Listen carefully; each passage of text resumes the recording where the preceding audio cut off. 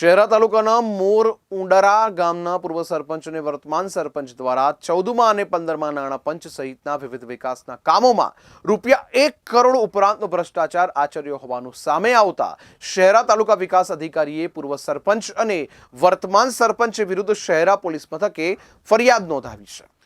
તપાસમાં વિવિધ યોજનાઓમાં આવતા 59 જેટલા કામો સ્થળ ઉપર નહીં કરી સરકાર દ્વારા ફળવાયેલ તમામ કામોની ગ્રાન્ટોની કુલ કિંમત ₹1,01,87,000 જેટલી માતબર રકમનું ચૂકવણું પણ કરી દેવામાં આવ્યું હતું, જેમાં ગેરરીતિ આચરી ભ્રષ્ટાચાર કર્યો હોવાનું જણાઈ આવતા જિલ્લા વિકાસ અધિકારી ડી.કે. બારિયાના તારીખ 12/1/2024ના હુકમના આધારે શહેરા તાલુકા વિકાસ અધિકારી પાર્થ પટેલને પૂર્વ સરપંચ અને તેઓના પુત્ર જે વર્તમાન સરપંચ વિરુદ્ધમાં ફરિયાદ કરવાની સૂચના આપી હતી, જે સંદર્ભે પિતા પુત્ર વિરુદ્ધ શહેરા પોલીસ મથકે ફરિયાદ નોંધાવતા પોલીસે આઈપીસી કલમ 409, 114, પ્રિવેન્શન ઓફ કરપ્શન એક્ટની કલમ 13(1)(b) મુજબ ગુનો નોંધી તપાસનો ધમધમાટ શરૂ કર્યો છે અને સમગ્ર ગુનાની તપાસ નાયબ પોલીસ અધિક્ષક પરાક્રમસિંહ રાઠોડ દ્વારા કરવામાં આવી રહી છે। વિકાસના વિવિધ કામો જેવા કે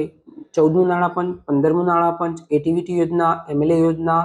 ટીએસપીની યોજના એમ કરીને બધા કામોની તપાસ કરવામાં આવેલ।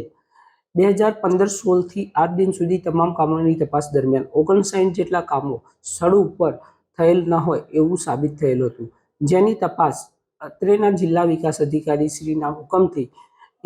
તૈયારી ટીમ બનાવી અને તપાસ કરવામાં આવેલી હતી। એની અંદર